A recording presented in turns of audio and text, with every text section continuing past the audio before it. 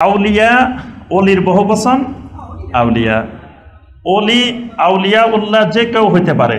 আল্লাহ রাব্বুল আলামিনের যে কোনো বান্দা আল্লাহ রাব্বুল আলামিনের অলি হইতে পারে। তবে আমভাবে সমস্ত ইমানদার, সমস্ত মুমিন আল্লাহ রাব্বুল আলামিনের অলি। এজন্য আল্লাহ পাক সূরা আল বাকারার 257 নম্বর আয়াতে আল্লাহ পাক ঘোষণা দিয়েছেন, আল্লাহু ওয়ালিয়্যুল্লাযীনা আমানু। আল্লাহ পাক সকল ইমানদারের অলি, সকল ইমানদারের বন্ধু। এবং অলি হওয়ার জন্য দুটি যোগ্যতা লাগে। সূরা ইউনূসের 62 এবং 63 নম্বর আয়াতে আল্লাহ পাক বলছেন, আলা ইন্না আউলিয়া আল্লাহি লা খাউফুন আলাইহিম ওয়া লা হুম ইয়াহজানুন আল্লাযীনা আমানু ওয়া কানু ইয়াত্তাকুন। জেনে রাখো, আল্লাহর অলিদের কোনো ভয় নাই, কোনো চিন্তা নাই, পেরেশানি নাই। অলি কারা? আল্লাযীনা আমানু, যারা বিশুদ্ধ ঈমানের অধিকারী, যারা শিরিক মুক্ত, কুফর মুক্ত, বেদাত মুক্ত, নেফাক মুক্ত ঈমানের অধিকারী। ওয়া কানু ইয়াত্তাকুন, যারা মুত্তাকিন, যারা তাকওয়াবান। তাহলে এই দুইটা দিয়েই আল্লাহর অলি হয়, একটা ঈমান আর একটা তাকওয়া। এই দুইটাই থাকে অন্তরের ভিতরে, এটা দুইটাই গোপনীয় জিনিস। ঈমানও অন্তরের, ঈমানের স্থান অন্তরে, তাকওয়ার স্থানও অন্তরে। এই দুইটা বাহিরে কেউ নিশ্চিত করে বলতে পারবে না। এখানে আমরা যারা আছি, বাহ্যিক চেহারা সুরতে আমরা সবাই ইমানদার, বাহ্যিক চেহারা সুরতে আমরা সবাই মুত্তাকিন, বাহ্যিক চেহারা সুরতে আমরা মুমিন। কিন্তু কার অন্তরের ভিতরে কি লুকায়িত আছে, ইমান সঠিক মতো আছে কিনা না আছে, এটা আমি আপনি কেউ একজনের খবর দিতে। ওয়াল্লাহু আলিমুম বিজাতি সুদূর, একমাত্র আল্লাহ রাব্বুল আলামিন নিশ্চিত করে বলতে পারবেন আমার অন্তরে, আপনার অন্তরের ভিতরে কি আছে, ঈমান ঠিক মতো আছে কিনা, তাকওয়া ঠিক মতো আছে কিনা। এটা আমি আপনাকে নিশ্চয়তা দিতে পারবো না, আপনি আমাকে নিশ্চয়তা দিতে পারবেন না। এই জন্য পৃথিবীতে কাউকেই আপনি নির্দিষ্ট করে আল্লাহর অলি বানানো যাবে না। অলি বানানো মানে আপনি গায়েবের ক্ষমতা হাতে নিয়ে নিছেন। আপনারা সবাই মিলে বললেন আমাদের খতিব সাহেব আল্লাহর অলি, তা আপনি কেমনে জানলেন আমি যে আল্লাহর অলি? আপনারা এই এলমে গায়েবের বিষয় হাতে নিলেন কেমনে? কারণ ঈমানও এলমে গায়েবের বিষয়, তাকওয়াও এলমে গায়েবের বিষয়। আপনারা ধারণা করতে পারেন যে উনি একজন বাহ্যিকভাবে মনে হইতেছে আমাদের কাছে ভালো মানুষ, নামাজি মানুষ বা মুত্তাকিন মানুষ, বাহ্যিকভাবে মনে হইতেছে, কিন্তু আল্লাহর অলি এটা কাউকে নিশ্চিত করে ঘোষণা দেওয়ার ক্ষমতা পৃথিবীর কারো নাই। আল্লাহ ছাড়া কেউ এই ঘোষণা দিতে পারবে না। দেওয়া মানে আপনি এলমে গায়েবের ব্যাপারে হাত দিলেন, আপনি গায়েবের মালিক, আপনি বুঝে গেছেন, আপনি জানে গেলেন। এই জন্য দেখবেন যুগে যুগে সাহাবাই কেরাম, তাবেইনে কেরাম, তাবেইনে কেরাম, তারপরে সালাফে সালেহিনেরা, আইম্মায়ে কেরাম, তারা একজন আরেকজনকে, কেউ কাউকে নিশ্চিত করে আল্লাহর অলি ঘোষণা দেন নাই। কিন্তু আমাদের এই ভারতীয় উপমহাদেশে দেখবেন খালি অলি আর অলি, অলি আর অলি নিশ্চিত করে, এবং একবারে সাইনবোর্ড দিয়ে নিজের ঘোষণা দিয়ে যে আল্লাহর অলি। উনি জানলো কেমনে, বা লোকেরা জানলো কিভাবে উনি যে আল্লাহর অলি? কে বলে দিল? ওহী তো নাজিল বন্ধ। কিন্তু আরব দুনিয়া ঘুরে, সারা আরব ঘুরে একজন আল্লাহর অলির কোথাও সন্ধান পাওয়া যাবে না। তাহলে অলি সব ভারতীয় উপমহাদেশে চলে এসছে, আরব দেশে নাই নাকি? হ্যাঁ, ওখানের মানুষ এই ভ্রান্ত আকীদা বুঝতে পারছে যে একজন আরেকজনকে অলি ঘোষণা দেওয়া যায় না। কিন্তু আমরা সেই ভ্রান্ত আকীদার মধ্যে ডুবে আছি। যে আমাদের এই ভ্রান্ত আকীদারও কারণ আছে, এটাও সময় কম, আমরা বিস্তারিত আলোচনার সুযোগ নেই। আমাদের এই ভ্রান্ত আকীদাটা আসছে শিয়াদের থেকে। এই ভ্রান্ত আকীদাটা ঢুকছে কাদের থেকে? শিয়াদের থেকে। শিয়ারাই প্রথম অলিউল্লাহর থিওরি ফর্মুলা আবিষ্কার করছে।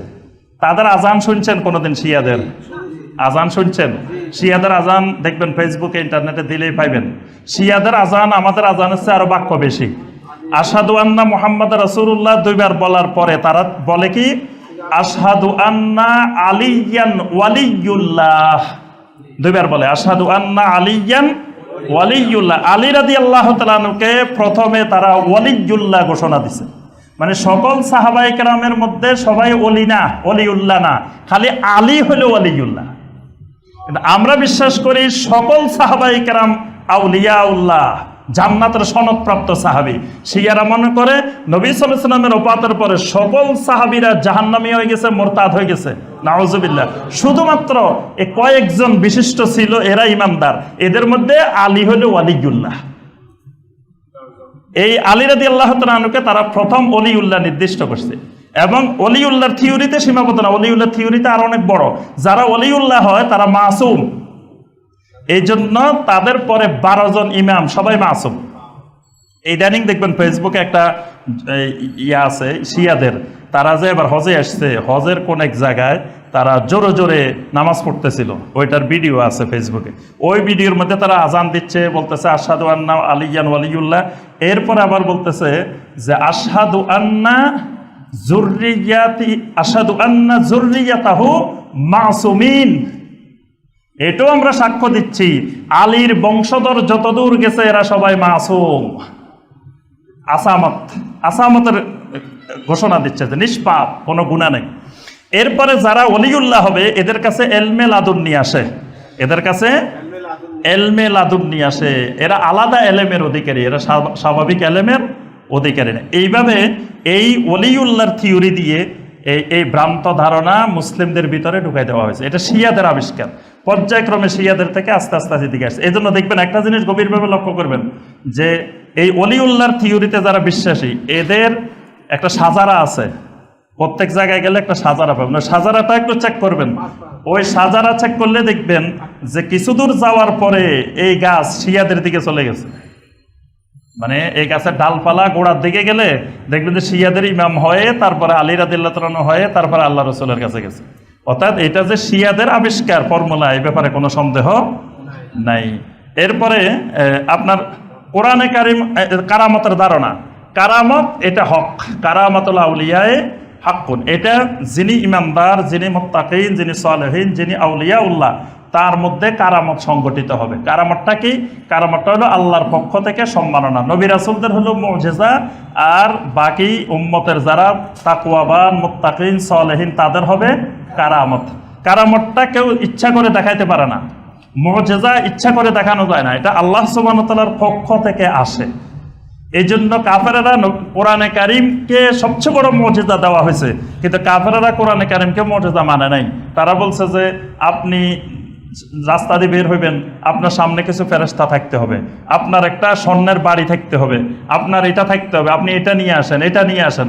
এগুলাকে তারা মুজিজা মনে করছে, কিন্তু কোরআনে কারিমকে মুজিজা মনে করে নাই। এই ভ্রান্ত ধারণাটা হলো কারামতের নাম দিয়ে বিভিন্ন অস্বাভাবিক ঘটনাকেই শুধুমাত্র কারামত মনে করা হয়েছে। একজন ইমানদারের কারামত হলো তিনি সুন্নত অনুযায়ী জীবনযাপন করেন, এইটাই তার কারামত। কোরআন অনুযায়ী জীবনযাপন করেন, শিরিক মুক্ত বেদাত মুক্ত জীবনযাপন করেন, এইটাই তার কারামত। অলৌকিক ঘটনা দেখাইলো কি দেখাইলো না, বা তার জীবনে একটা অলৌকিক ঘটনা ঘটছে কি ঘটনায়, এটা কারামত না, এটা মূল বিষয় না।